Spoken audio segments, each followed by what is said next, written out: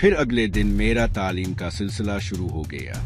पहले रामदास ने मुझे संस्कृत, इसकी तारीफ, फिर इसे लिखना और पढ़ना सिखाया। फिर चारों वेद पढ़ाए, गीता और महाभारत की किताबों समेत 20 के करीब किताबें पढ़ा दे। मैं कभी कभी करीबी शहर जाकर घर वालों से राबता करके अपनी खैरियत बता दिया करता था। 3 माह में रामदास ने मुझे अपना मुकम्मल इल्म दे दिया और मेरी परीक्षा लेकर तसल्ली भी कर ली। इस दौरान इसकी तबीयत बिगड़ना शुरू हो गई थी। फिर एक दिन जब इसकी तबीयत काफी बेहतर थी तो इसने मुझे जड़ी बूटियों के बारे में बताने के लिए मेरे सहारे वो जंगल में चला आया और मुझे एक एक जंगली बूटी के खवास इस्तेमाल बताने लगा। शाम को इसकी तबीयत फिर बिगड़ने लगी तो इसने कहा कि वो मुझे अपना सारा इल्म दे चुका है और अपने विचन के मुताबिक मेरा काम करने को तैयार है।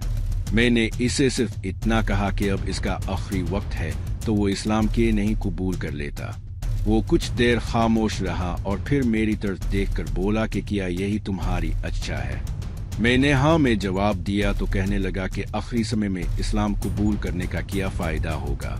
मैंने कहा कि नज़ातारी होने से पहले इस्लाम कबूल करना ऐसा ही है जैसे किसी ने सारी जिंदगी इस्लाम में गुजारी। बहरहाल रामदास को मैंने कलिमा पढ़ा दिया और इसका इस्लामी नाम अब्दुल्ला रखा। इसी रात अब्दुल्ला का इंतकाल हो गया। आखिरी दम में खुद मैंने इसे कलिमा पढ़ाया था, बाकी इसके अमाल अल्लाह के हवाले।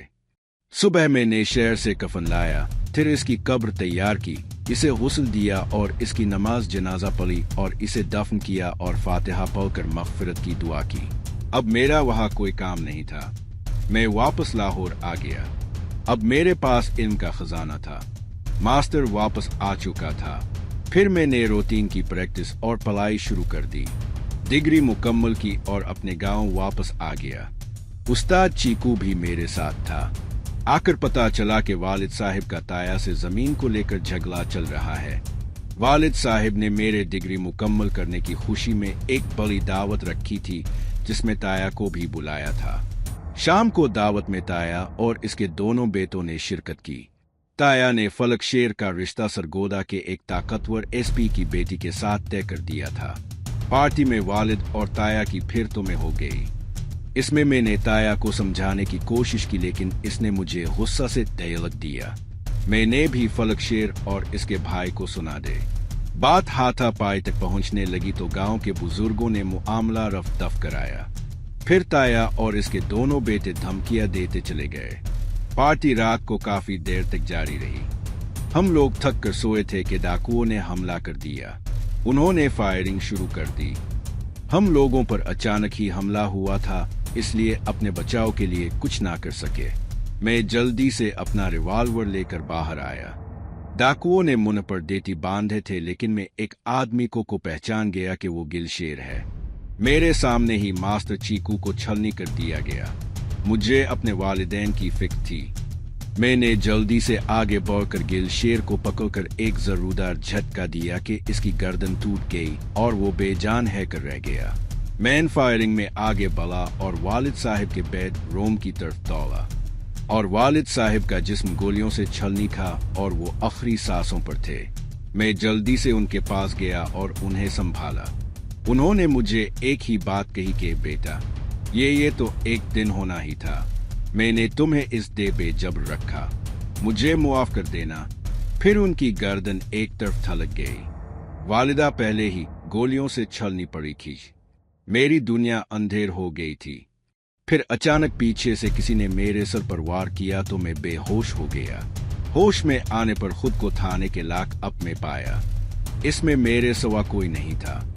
बाहर संतरी ने मुझे होश में देखा तो अपने अफसर को इत्तला करने चला गया। थोड़ी देर बाद एक हाथी की जसामत का इंस्पेक्टर अपने 2 सब इंस्पेक्टरों के साथ अंदर आया। इससे मुझे मालूम हुआ कि फलक शेर ने मुझे मेरे वालिदैन और अपने भाई के कत्ल के जुर्म में फंसा लिया था और हमारी हवेली पर कब्जा कर लिया था। मैंने मुजाहमत की लेकिन पुलिस के तशद्दुद और जज की जानिबदारी की वजह से मुझे 7 साल की सजा हुई और साहिवाल जेल में शिफ्ट कर दिया गया।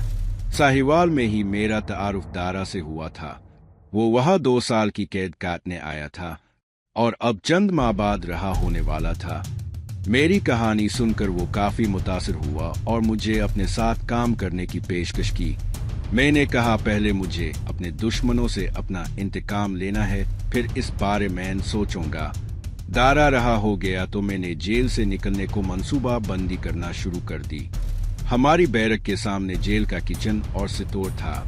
एक दिन बारिश में सप्लाई आई। इस वक्त हवालदार गिनती करके जा चुका था, तो हमारी बैरक में से लोगों को निकाला गया कि सामान सितोर में रखे।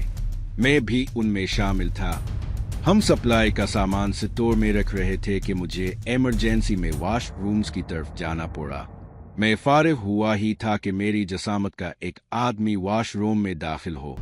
वो सप्लाई ट्रक का ड्राइवर था। मैंने फौरन ही इसको एक जचा तलाहूत मारा तो वो हैरत से आंखें फाड़ता हुआ ने होश हो गया। मैंने इसे जल्दी से कांधे पर उठाया और वॉशरूम्स के कोने में बिंद काट कबाड़ के कमरा में आ गया।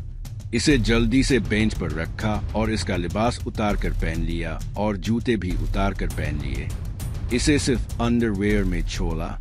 इसके हाथ पांव जेल की वर्दी से बांधे और कपड़ा मुंह में ठोंसा ताकि होश में आकर चलाए ना।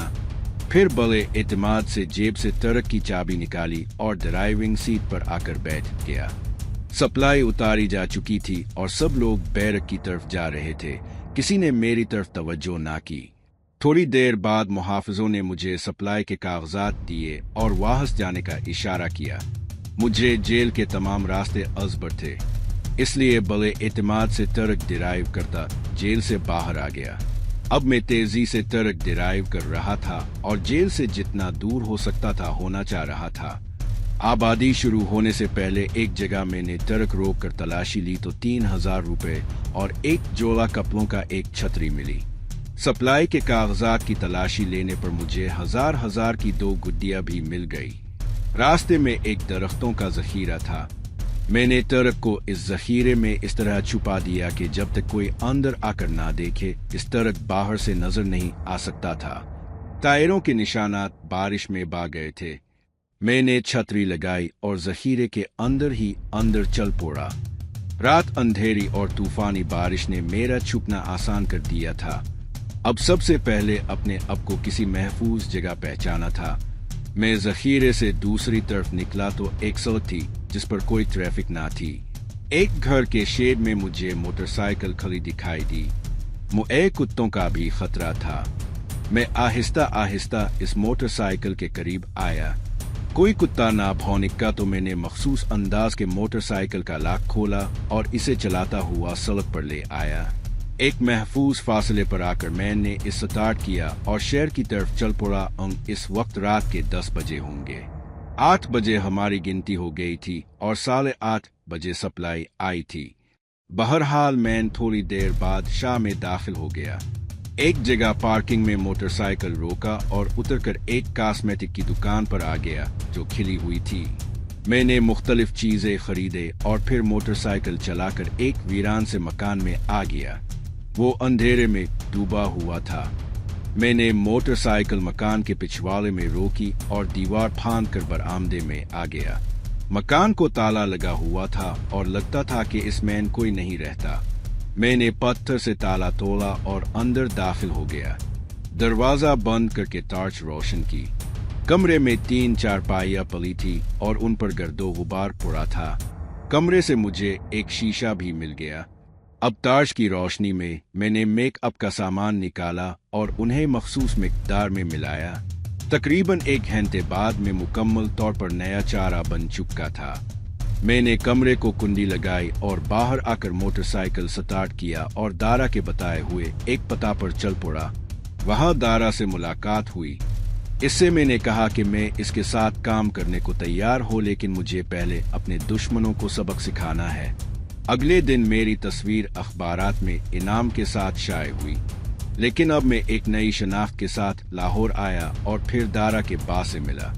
लाहौर में रहते हुए मैंने फलकशेर, इसके बाप, सुसर एसपी, इंस्पेक्टर और हराम खुर जज को जहन्नम वासिल किया। फिर इस गिरोह के पाकिस्तान में चंद एक छोटे छोटे काम किए। ये मेरा पहला बड़ा काम था। यही सोचते सोचते मेरी आंखों में नींद उतर आई और मैं सो गया।